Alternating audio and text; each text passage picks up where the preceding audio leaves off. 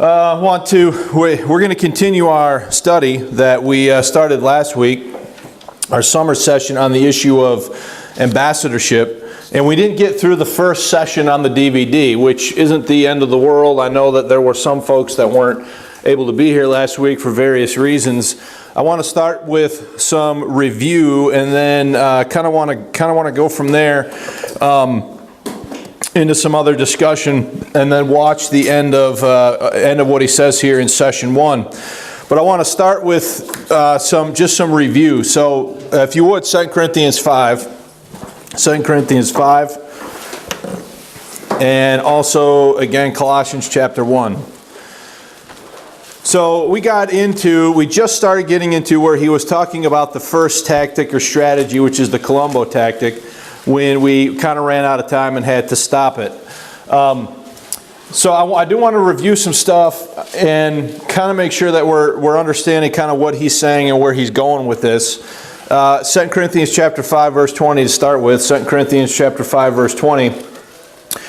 He says, now that we are ambassadors for Christ, as though God did beseech you by us, we pray you in Christ's stead, be reconciled to God. So that's a verse that we started with way back in January. Now I'm listing these studies under a different, I'm listing them as a new series, even though they're very much related to what we've done in the past. But I've titled it on YouTube and the church's website as Tactics 21st Century Ambassadorship is what I called it. Okay. And then go to Colossians chapter 1 as well. We looked at this verse last time. So one of the first things that Kukul talks about both in the book and in the DVD was the nature of a 21st century ambassador. Okay, and he talked about how ambassadors need to have essentially three different skills. Okay, and he mentions them as follows. He talks about knowledge. So in other words, you have to know the material. You have to know what the information is. So he defined this as an accurately informed mind. Okay? An accurately informed mind. So this is the believer knowing the Scripture, knowing the doctrine, knowing what's going on as far as ambassadorship. Then he says, the second skill of a 21st century ambassador is wisdom, which he defined as an artful method or a way of going about it, okay, and doing it in a winsome, artful way. And then he also talked about character, and under character he talked about an attractive manner. In other words, going about it in a way that's not going to be off-putting and this kind of a thing, okay. So he's identifying that. He didn't go to this verse, but we did last Sunday, Colossians chapter 1, verse 9. For this cause also, since the day we heard it, did not cease to pray for you and to desire that you might be filled with the knowledge of His will. So there's the knowledge, the desire to be filled with the knowledge of His will. So that's Paul's prayer for the Colossians, right? Then he says, filled with the knowledge of His will in all wisdom and spiritual understanding. So there's the wisdom aspect of it, right? You have knowledge. You know the information, but then you have that knowledge, but you're able to be wise regarding it. Okay, you have wisdom and spiritual understanding. And then he says in verse 10 that ye might walk worthy of the Lord unto all pleasing, being fruitful in every work and increasing in the knowledge of God. And there's the character aspect of that, right? The attractive manner, the walk that's well pleasing, and so on and so forth. So all of those fundamental components are there. Okay. Then he talks about we looked last time at the difference, as he says, between gardening and harvesting, right? And he says that he talks about how instead of thinking that you have to close the deal and get to the gospel in every conversation, that if you go into a conversation with the more attainable goal of just simply putting a stone in someone's shoe, that's the goal to have. And this is the idea of being a gardener and putting the stone in somebody's shoe, giving them something to think about, something to ponder on, something that they can't ignore, that they're going to have to think about more deeply or longer, or whatever term you want to use for it, that might prompt them to come back and ask more conversation, or will at least prime them for when they encounter another believer that is now going to say something different, right? And so we looked at 1 Corinthians chapter 3 and what Paul says there about planting and watering and the Lord giving the increase, and talks about how the planter, I'm messing it up, I think. Why don't you just go to 1 Corinthians 3. I got a lot of different verses running in my mind, not only for this study, but more specifically for what we're going to do later on in the main service. But 1 Corinthians 3, verse 5, who then is Paul and who is Apollos but ministers by whom ye believed, even as the Lord gave to every man? I have planted and Apollos water, but God gave the increase. So we looked at the idea of planting and watering as being involved in that gardening process. God's going to be the one that is ultimately going to give the increase. Statistics vary, but I tried to look it up this week, and my sources, the different sources that I looked at varied somewhat. But they say that it takes about 6 encounters with the gospel before somebody believes it. Okay, before somebody trusts it. Now, that's the average. Obviously, you could think of people who hear it, believe it right away. Okay, you can think of other people that maybe got to have more time invested in before they believe or trust in the finished work of Christ. But the statistics indicate it's somewhere in the neighborhood of 6 encounters before somebody is going to choose to believe. Now, I don't know if that's true. I'm just sharing with you what I read. My experience is that rarely does somebody trust the cross work of Christ the first time you talk to them.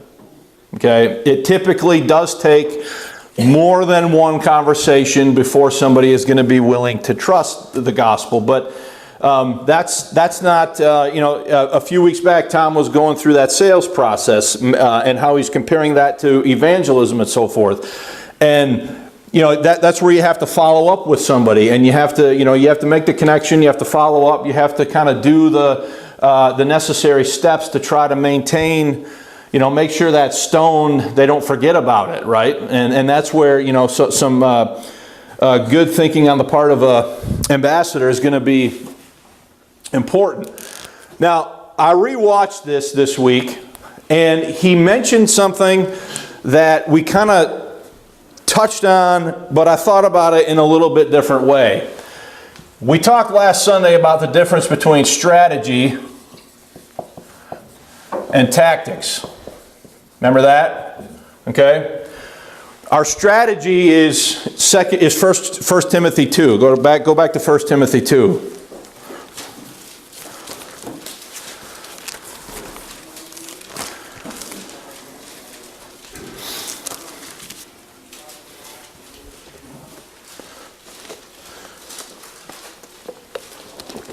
Uh-oh.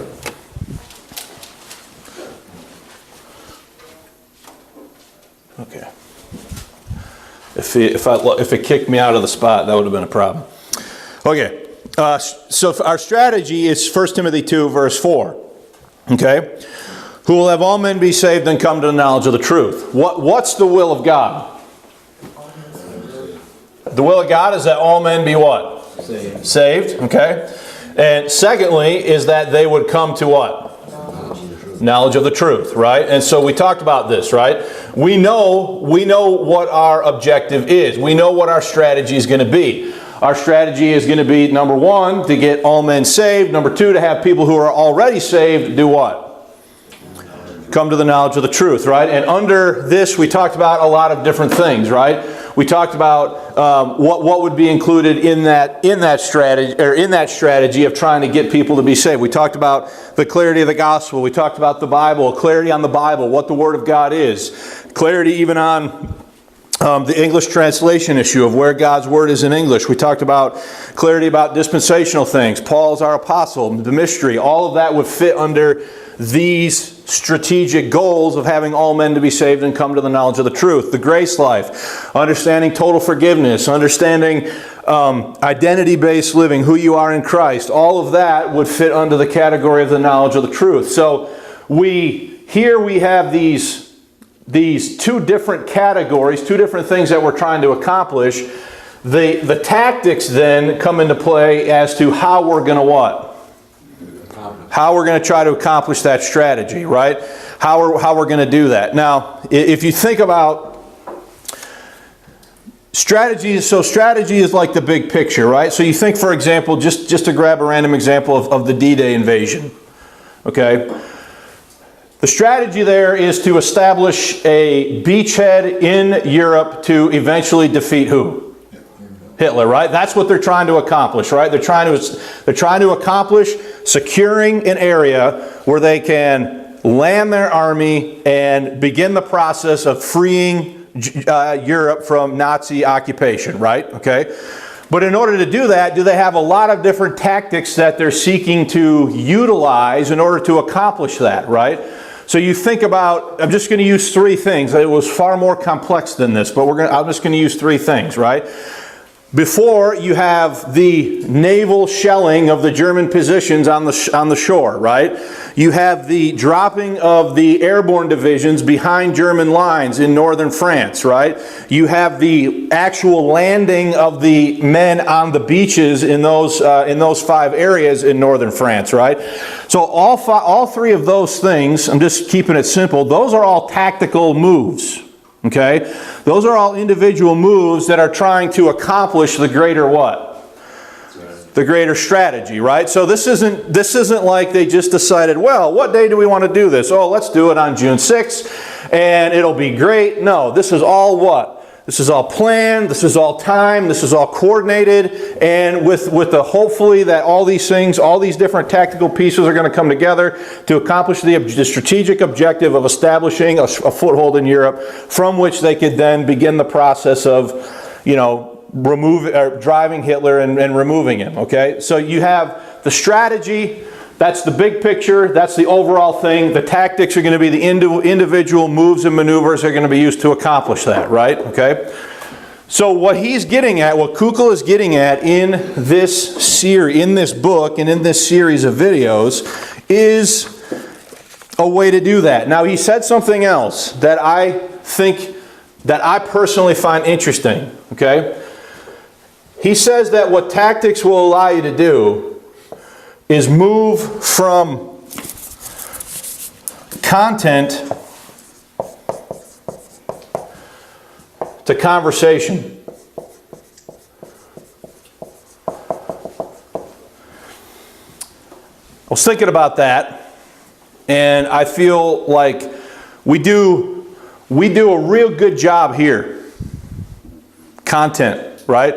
You come to church, you have this hour, you have the main hour where we're basically always giving what? Content, right? We're teaching doctrine, we're giving content, we're trying to explain things, right? We're trying to increase your what? Your knowledge over here, right? So what the tactics are really about is taking this content and doing what? Moving that over into what? Over into conversation, right? Moving that just off the theoretical, plane of your mind into actually engaging people with that information, with that truth that you're learning, right? With this knowledge that you're accumulating. At the beginning of Grace School of the Bible, Brother Jordan has a little illustration that I think is appropriate. He talks about so if you let this circle here, this is the Sea of Galilee.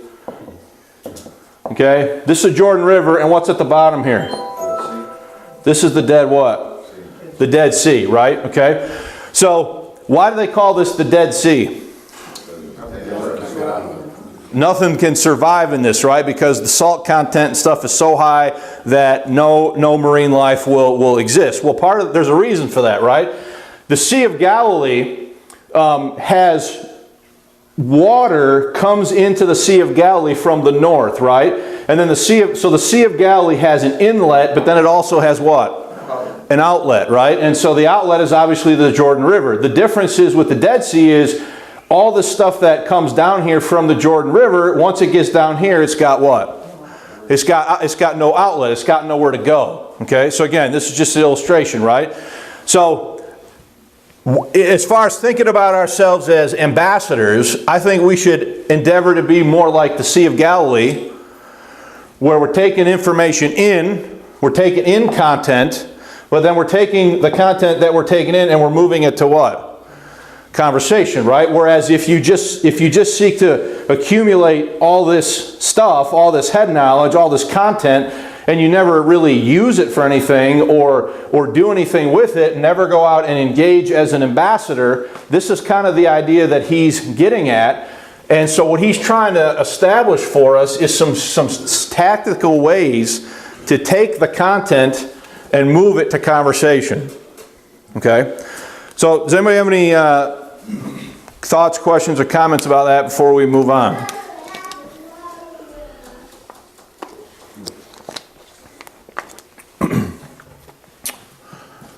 We used to call that sit, soak, and sour. When you get in the Dead Sea, you sit, you soak in a lot of information, and if you don't give it out, then you start to sour. That's good. Grow stale. Sit, soak, or sour. Okay, I never heard that one before. That's good. Okay, and he's got in here in the workbook that goes with the video. He's got in here a few highlights as far as ambassador skills, and one of them I want to share at this point was this one.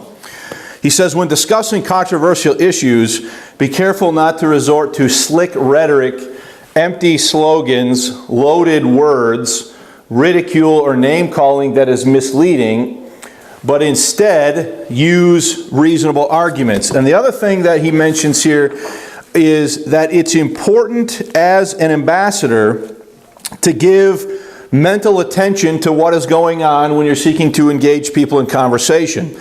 And he talks about the difference here between, the illustration that he uses for this is the difference between playing chess and playing one-on-one basketball. How many of you have played chess? Okay, you play chess. Chess is a one-on-one game, right? Basketball can be a one-on-one game too, right? But in chess, what you're doing is you're just simply matching basically minds. It's basically your mind and understanding of the game versus their mind and understanding of what? The game. One-on-one basketball, by contrast, is much more fluid. There's more movement to it, okay? People are moving around. People in conversation will oftentimes move the target, right? Or they'll say, as people say, they'll move the goalpost. You'll think they're talking about one thing, but then all of a sudden you find they want to bring up this other thing over here, right? And so it's a lot more of a fluid thing. So he says that this approach resembles one-on-one basketball more than chess, involving constant motion, adjustment, and adaptation. The tactical approach requires as much careful listening as it does thoughtful response. Now, if you're anything like me, how many of you get into a conversation and the first thing you're doing is thinking about what you're going to say to the person? You're not really listening to what the person is saying. You're just sort of, okay, you're formulating your response. You're not really listening to what they're saying. Okay? So he's recommending that we take more of an approach of trying to listen to understand before responding. So all this is kind of review, along with a little bit of a different thing, a different perspective, thinking about the idea of moving from content to conversation. So what I want to do is I want to play the next segment of the video. We watched maybe 2 minutes of this. There's going to be about 2 minutes of overlap from last week. He's going to begin to explain the Columbo tactic, okay? And then a couple times, maybe at least once, I want to stop it and make sure that we capture a few ideas on the board so that we can talk about them a little bit further, okay? So he's just starting. I'm going to set this recorder here, so hopefully we get a better volume on the video. If you ever get something that's Salvation Army, my wife taught me, you always check the pockets because you never know what you're going to... Wait a minute. Oh my gosh, look at that. A cigar. See, Lieutenant Columbo, he always has a cigar. Look at it. This is just a plastic one, so don't worry, all right? No problems here. I actually hate cigars. Whenever I find one, I always destroy it by fire. Completely. I don't want anybody to stumble. Anyway, so Lieutenant Columbo shows up. He also's got a pad of paper, right? But he can't use his pad of paper. Why not? because he doesn't have a pen or pencil. He's got to bum a pencil off of somebody else, right? And this guy walks around the crime scene, scratching his head, mumbling to himself. He doesn't look like he can think his way out of a wet paper bag. He's stupid, but he's stupid like a fox, because at some point, he's going to pause. He's got a method to his madness. He'll pause and rub his brow like he's deep in painful thought and say something like, I don't know, there's something about this thing that bothers me. Do you mind if I ask you a question? And he asks the question, right? And then he gets the answer. You're very intelligent. One more thing. And then he one more tings them to death, right? With question after question after question. Pretty soon people start getting upset. He says, I'm sorry. It's because I ask all these questions, but I can't help it. It's a habit. And this is a habit that you want to get into. The key to the Columbo tactic is that the Christian goes on the offensive in an inoffensive way with carefully selected questions to advance the conversation. Let me say that again because it's so important. The key to the Columbo tactic is that you go on the offensive, but you do it in an inoffensive way with carefully selected questions that can advance the conversation. Now, why questions? Well, for one, questions are polite. You ask questions of people, you draw them out. Okay, what's the first reason to ask questions? Polite, okay? Why, so, is that more polite than just going directly after them? All right, if you go after them directly, you're probably going to raise up their defenses. Okay, interested is interesting, basically. So you're being courteous to people when you ask questions of them. Another thing is questions can buy you time. If you're not sure. So what's another reason why to ask, what's another advantage of asking questions? Put together time. They buy you time. Now, when he says that, what does he mean? When he says that questions buy you time, what do you think he means? Gives you a chance to really respond to what the real problem is and time to think about what actually is going on. A lot of times the stuff happening real fast. And you can kind of buy yourself some time by asking a couple questions. The questions may not be, you might even already know the answers, but sometimes you might want to ask a question just to allow yourself some ability to think through what do you want to say or how are you going to respond. So number one, they're polite. Number two, they buy time. How to proceed, you're not sure where to go. Well, you ask these questions, you could be thinking about it. Another thing is questions get you valuable information. So what's a third advantage to asking questions? Information. You can gain information. Okay, well, in a minute he's going to go over the first Columbo question, which is what do you mean by that? And if you just ask that question, you're going to be gaining information about what the person means, what they think, why they think it. So there are some real advantages of asking questions here that he's covering. Which direction to go. But the biggest value of using questions is it puts you in the driver's seat. Okay, so fourthly, he identifies that the biggest advantage is it puts you where?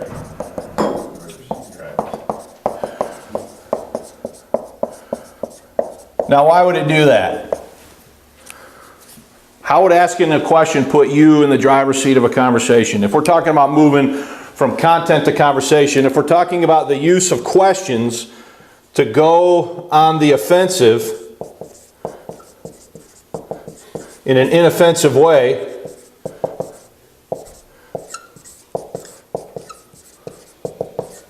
how would the use of questions put you in the driver's seat, Bill? I guess maybe the wrong word is puts them on the offensive, on the defensive to defend what they believe by answering that question. And you get more shift. Okay. You're steering the direction of the conversation. Yeah, you're steering it, right? So, in other words, the person has said something, and you're functioning here within a tactical range where you're trying to not be offensive. You might be asking questions for some personal reasons to gain information or buy yourself time. But ultimately, if you're doing this, are you sort of the one that's in control of what's happening in this conversation, right? One of the biggest reasons I feel that people don't engage in conversation is because they don't feel like they have any skills or tactical strategies for what if they get mad at me, then what am I going to do? What if they ask me a question that I can't answer, then what am I going to do? Okay? Hey, if you get asked a question that you can't answer, you just say, I don't know. If you could give me some time, I'll certainly look into it and get back to you. Would that be okay with you? Okay? Most people are okay with that. The worst thing to do is to try to make something up, okay? To try to feel like you have to say something, so you have to make something up. Or you don't understand what the person's saying, so you infer what they're saying, right?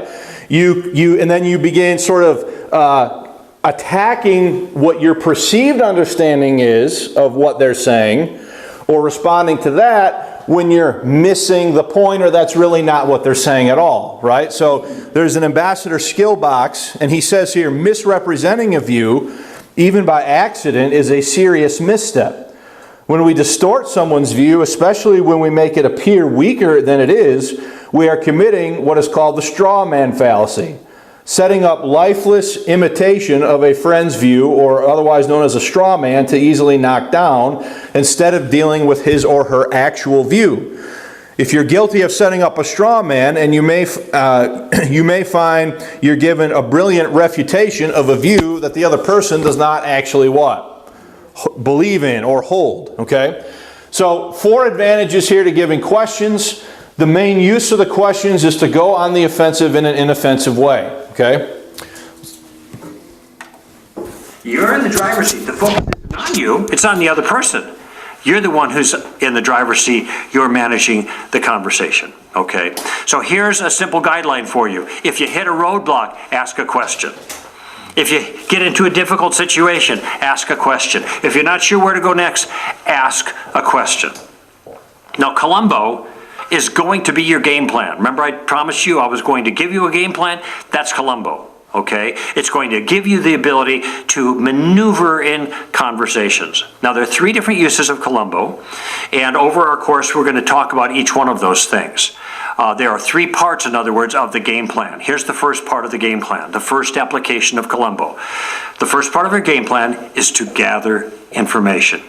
Remember, when Columbo comes on the crime scene, he's got to gather information to be able to solve the crime, right? And that's the same thing that you're going to do. I want to emphasize this because I don't want you to get ahead of yourself.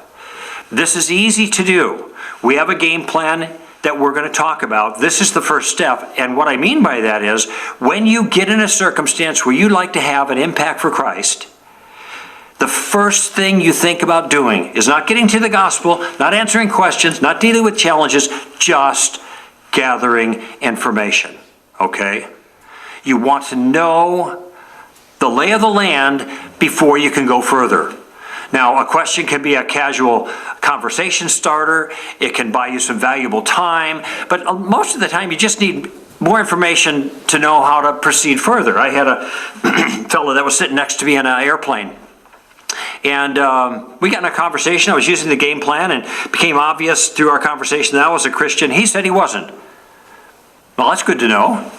He said he used to be a Christian, but he's not anymore. Do you think that's important to know? I'd say so. In fact, he used to be a preacher's kid. I said, John, how do you used to be a preacher's kid? Did your dad die or something? He said, no, my dad didn't die. He's just no longer a preacher. In fact, he's no longer a Christian. Do you think that's good information? You think there's any baggage sitting here next to me? Can you imagine if I had just started out with the simple gospel with this guy, how he would have responded? Been there, done that, and it hurt. Okay? So, is what he's saying there, like, making sense to you? Yes. Okay, so, Nailene, I don't want to put you on the spot, but what about that is making sense to you, if you would mind sharing? Well, the information that you're gathering just by asking the questions is his tactic number 1. You know, you learn what their situation is and how they feel about Christianity or whatever it is you're seeking. So then can you make then a situational adjustment? You're not adjusting the truth. You're not adjusting the content. You're not changing the gospel. You're not changing what this is. But you're able then to navigate or make a situational adjustment in the what? in the conversation to hopefully have that come out to the better is what he's getting at, okay? Bill, you look like you had a comment possibly. Am I misreading you? No, I'm just thinking how difficult it is sometimes, we already talked about it, to listen when your mind's already going on something else that was already spoken or said in that 4 steps out there. Just an observation, that's hard to listen.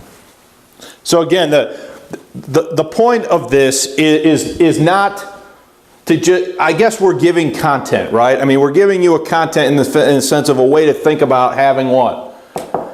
Conversation. But the goal of what he's presenting here and the goal of that book is not to just give you more content, it's to help you take it and lead to this, right? As you take your 21st century ambassador skills here that he has identified, understanding the difference between gardening and harvesting with the goal of putting a stone in the shoe. So now he's asked some questions and he's ascertained with the guy on the airplane that, you know, he's really told him a lot, right? He's told him about the family dynamics. He's told him about their past, you know, history as far as what they've believed and how they function and so forth. He's really told him quite a bit at this point. Because I asked him these questions and drew him out, I'm gathering information so that a kind of I could see a topography, spiritually speaking, and where he's at. And I realize that there are minefields there. And now I know how to respond so I can avoid those minefields. So our first step in the game plan is to gather information. And here's the model question that I'm going to give you. That model question is, what do you mean by that? This question, what do you mean by that, can be used in lots of different ways. It's the question I asked the witch in Wisconsin. I looked at her jewelry. I said, does that jewelry have spiritual significance? What do you mean by that is basically the question. Somebody says to you, there is no God. Well, you could start giving all kinds of arguments for the existence of God, but maybe be better to say, what do you mean by that? That is, what kind of God don't you believe in? Maybe you don't believe in a God that's up on a throne somewhere with a long beard in outer space. I mean, I don't believe in that kind of God either. Maybe they don't believe in a God of organized religion, but they believe in some kind of force. Maybe they believe in nothing but the natural realm. You can't go further effectively if you don't know what that is, okay? Once a student said, everything's relative. How do you respond to that? Well, I would never go after the issue itself without asking some questions first, like, what do you mean by relative? I know what it means, but I don't know that he knows what it means. And what do you mean by everything? I mean, if everything means everything, isn't the statement everything is relative part of everything? Which would make that statement what? Also relative. You see the problem there. Once I had a call on my radio show and somebody said, what's a good book on Buddhism? I said, why do you want a good book on Buddhism? See, that's what do you mean by that question? And he said, well, I have a friend that I work with who's a Buddhist and I want to know how to share Christ with him. And I said, well, don't get the book. That's going to cost you money. You got to read it. And it's probably not his Buddhism anyway. I suggest that you go and you grab your friend and you take him to the local watering hole and buy him a latte or something like that and ask him. I'm a Christian. I understand you're a Buddhist. I don't know anything about Buddhism. Can you tell me? And you're going to get an education on Buddhism from that individual. Notice that is also a, what do you mean by that? Tell me your Buddhism. So there are lots of ways to use this question. Just one thing to keep in mind though. Sometimes when you ask, what do you mean by that? You're going to get what I call the sounds of silence response, which means they're not going to know what to say. Now you think that they would know what they're thinking about and what their beliefs actually entail, but it's not always the case. That, in my experience, what he just said is absolutely true.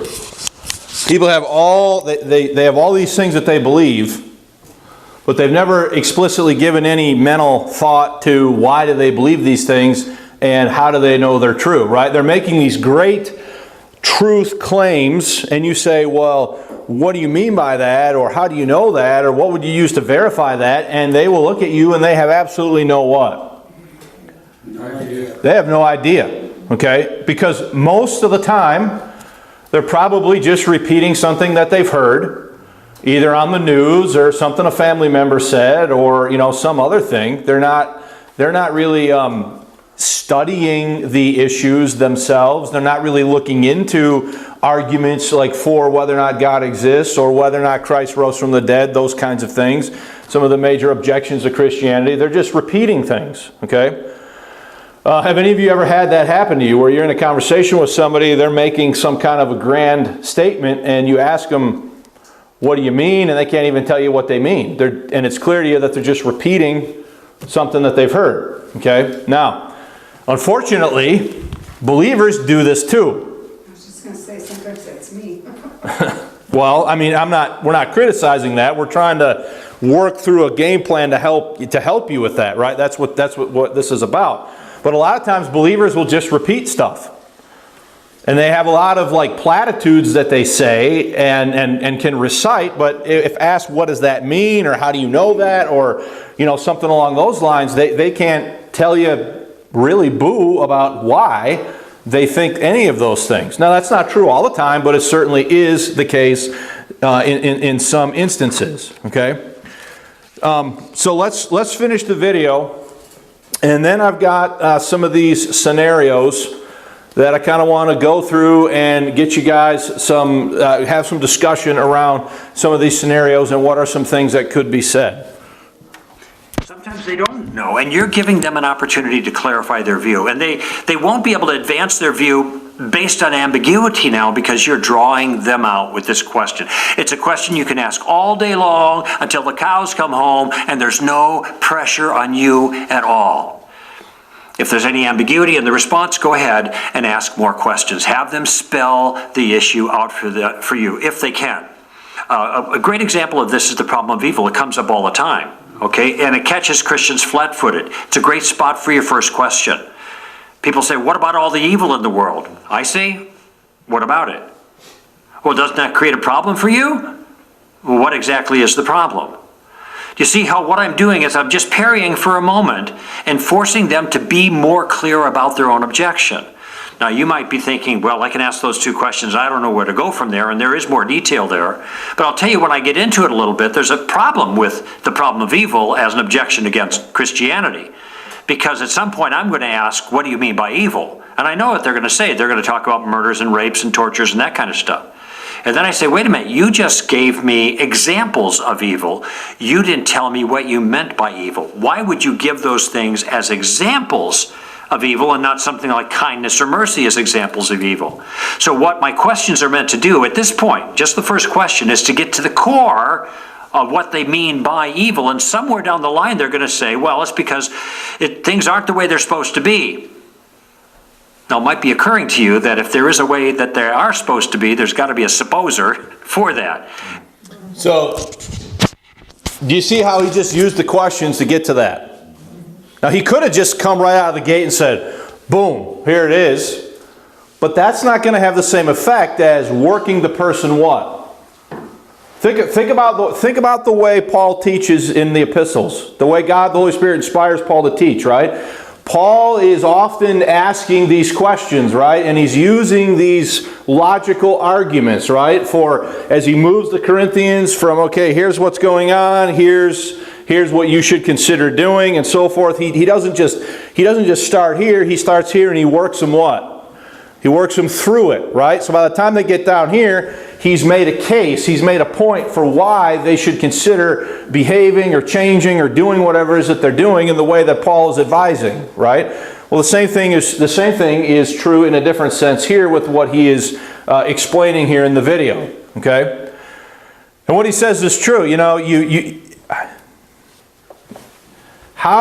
If things aren't the way they're supposed to be, how do you know how they're supposed to be? There has to be some standard that you are judging that off of in your mind, or else the statement is what? It's meaningless. It has no value as a statement unless you're comparing it to something. Okay?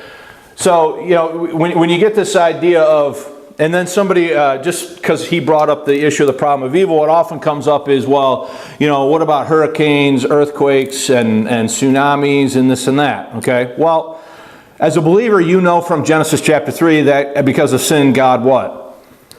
God cursed the earth, right? And the earth is groaning and travailing and so on, right? But if you're dealing with an atheist or somebody else, they might not necessarily accept that right away as a justification for what you're saying, right? But the reverse is also true. Do humans do dumb things? Like, for example, building major cities below sea level in hurricane zones. Okay? So you think about that hurricane that hit Louisiana, right? Or, Katrina hit New Orleans, right? Okay? Well, the whole city is built with this whole system of levees and stuff that keep the water out, right?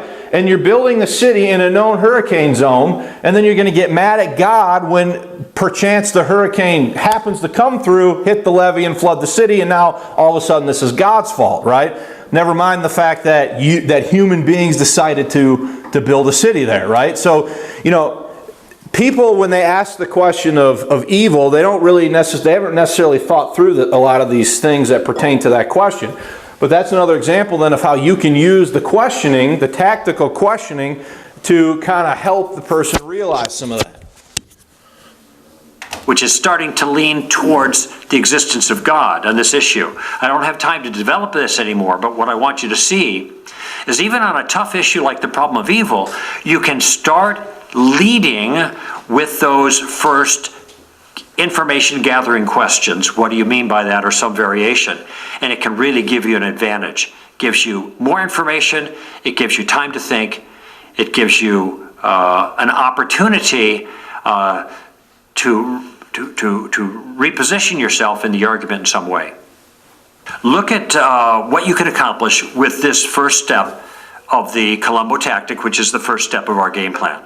First, it immediately engages the non-believer in an interactive way. That's great. Okay. Second, it shows a genuine interest in the other person's view. That's polite. Third, it forces that person to think more carefully about exactly what he does believe. Fourth, it gets you a free education. And finally, think of it, there's no pressure on you. You're in the driver's seat, okay? This is something very simple to do. So here's what I want you to do. This next week, I want you to focus in your conversations with other people that you hope will have a spiritual impact. I want you to focus simply on Columbo question number 1. Be a student. Be a student of other people's point of view. Okay, so what did we cover in our first session together? We talked about restoring that missing piece, right? That piece that goes from the content to the conversation. And if without that piece, conversations are going to be difficult. How do you get started? We've talked about that particular issue. Next, we talked about the tactical approach in general, the skill of maneuvering in conversations, and how important that skill is for us to be good ambassadors for Christ with knowledge, wisdom, and character. The third thing we said is I suggested that you rethink your approach to this whole project, to think of yourself as a gardener, not a harvester. And to modify the goal, therefore, in your conversations. So you're not worried about trying to get to the end of the game, get people to sign on the dotted line. That might happen in some cases, but you'll see. Don't worry about that at first. Just simply try to what? Put a stone in their shoe. Try to get them thinking. Maybe move them forward just a little bit if you can. And finally, I introduced you to the game plan that will help you accomplish that goal. I call it the Columbo tactic. It is using questions to move gracefully in any conversation. Keeps you relaxed, keeps you protected. So the first step of the game plan, you gather information, use some form of the question, what do you mean by that? Simple. You can do this. Now in our next session together, I'll introduce you to the second step of the game plan. See you then.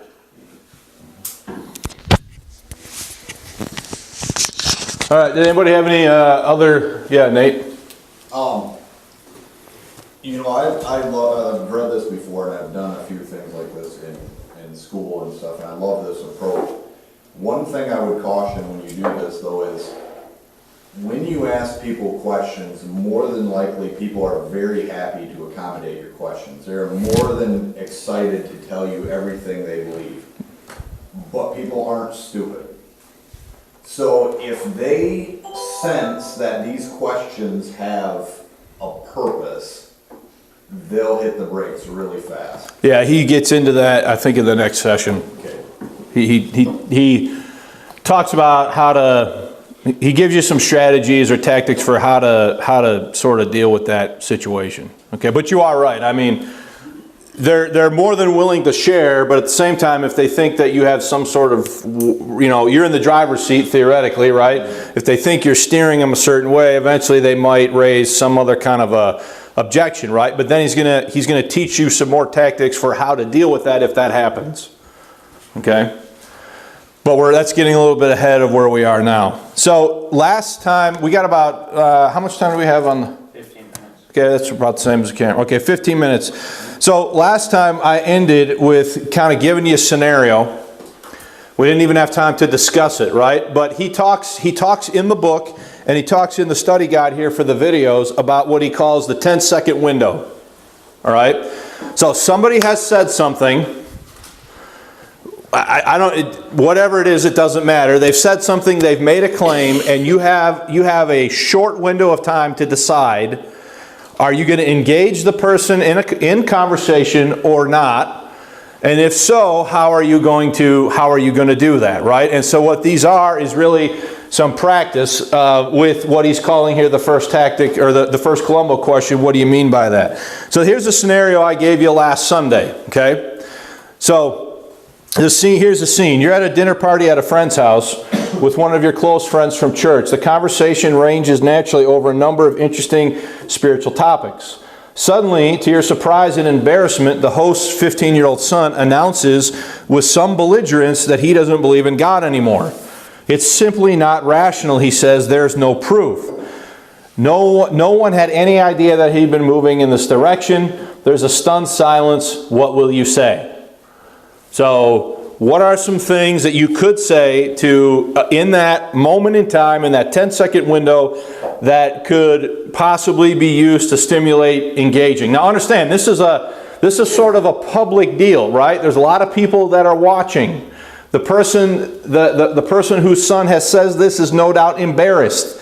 No doubt, oh my gosh, what's he doing here, okay? So what are some possible responses that you could give in a 10-second window to engage in that? Like what? How did you come to that decision? Okay, how did you come to that decision? Easy. Right? Now, what is he going to have to do? He's going to have to explain it.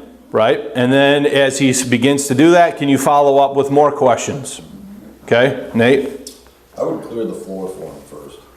Obviously, in that kind of situation, there's going to be his parents and other people are going to want to jump on it and kill it right away. And, how dare you talk like that or whatever. So clear the floor for him and say something like, it's a very interesting idea. Let's look at that further. We would all like to hear what you have to say on that and then ask a question.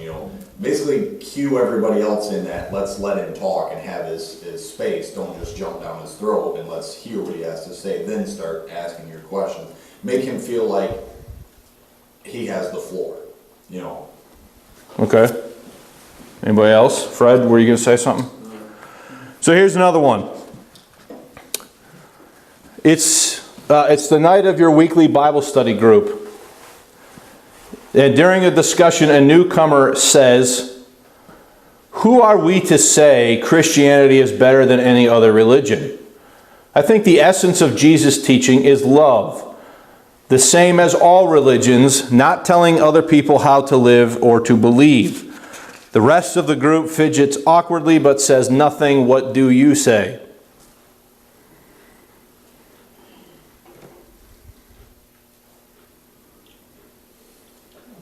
Let me read it again. See? You're not even under the gun, and you're like, ooh, what would I say? Right? During the discussion, a newcomer, so this is a new person. That's probably an important detail, right? This is a person who's maybe not come to church before, not come to the Bible study. You don't know necessarily what their background is, maybe similar to the guy on the plane, right, that we just saw.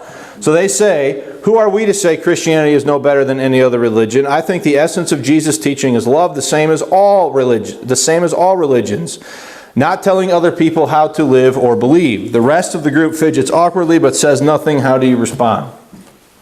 You say, how do you define religion? Okay. Well, what about love? There, no greater love has the Father than to give up His Son. But then there are different types of love in the Bible, the scriptures, you know? What kind of love? Man's kind of love one to another? I mean, that's going to fail you. So you could say, how do you define love? That would be a variation of this question, right? Okay. You could say what Ernie said. What do you mean by religion? If you don't know what he means, right? What's he talking about? How does this person understand what love is and what religion is and all this sort of thing, right? So just by asking those simple questions, you can accomplish these things, okay, that we're talking about here. Just got one more. You're riding the university shuttle with a friend. So this one will be good for you, Caleb. It's been your experience. You're riding the university shuttle with a friend who notices a Bible in your backpack. He says, I've read the Bible before, he says. It's got some interesting stories, but people take it too seriously. It was only written by men, after all, and men make mistakes. You try to recall the points your pastor made a few weeks ago about the Bible's inspiration, but come up empty-handed. What do you say?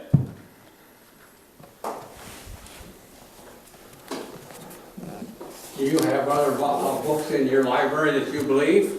By men? And the inevitable answer is going to be yes. So then what could a follow-up be? What are they? Okay, what are they? What? So then why do you put such a high standard against the Bible? Good. So what makes those books more authoritative in your mind than the Bible if you admit they're both written by what? Men, right? So just by engaging in that process, you can draw out a lot of information from the person and figure out what their real objection is, or what their major goal or motivation might be. Okay? What's that, Nailene? I just said it's not as easy as it sounds. Okay, let's talk about that. What do you mean by that, Nailene? Yeah, I just, like if that was my situation, I wouldn't know how to pick that up, those questions, what you said. I just don't. Yeah. I kind of equated this process to like sparring in Taekwondo. Like their statements are kind of like your opponent throwing a kick at you, and there's a whole myriad of counters that I could employ. But if I try to focus on, okay, let's go through my list of counters here, what would be the best one to use? It's too late, I'm on my butt because he kicked me. So if you pick a few things that work best for you and hone your skills there, then you don't even think about it. As soon as you see him twitching, you know this is what I'm doing, and then he is the dude who ends up on his butt because you threw an effective move to counter what he did. I think that's an excellent point. So maybe I think what he's saying there is, don't get caught up, Nailene, in thinking that you have to have the exact correct answer for everything. Just focus on a few things that you can have in your toolbox, so to speak, to engage the person in the conversation. That's really essentially what we're talking about. But I do agree with what he's saying. In these situations, there is usually a very short period, a very short window of time that you have to decide what you're going to do, if you're going to act, and if so, what are you going to do? What are you going to say? How are you going to choose to engage the person or the situation or the circumstance? So having a reservoir of tools, for lack of a better term, that you're comfortable using would be a big first step. And that's what he's trying to give us here, is some just simple things to do. Right? Simple things to do. He goes on he says in the guide notes, he says, sometimes the first Columbo question is directed at a specific statement or topic of conversation. So maybe it's about this specific statement about the Bible, being written by men, or maybe it's about the topic of evolution, or the topic of abortion, or whatever the topic is, right? So he says other times the question can be more open-ended to make friendly conversation to draw the person out a bit, okay? And as the discussion continues, gently guide the dialogue, if you can, into a more spiritually productive direction without additional questions, or excuse me, with additional questions. So, you know, that's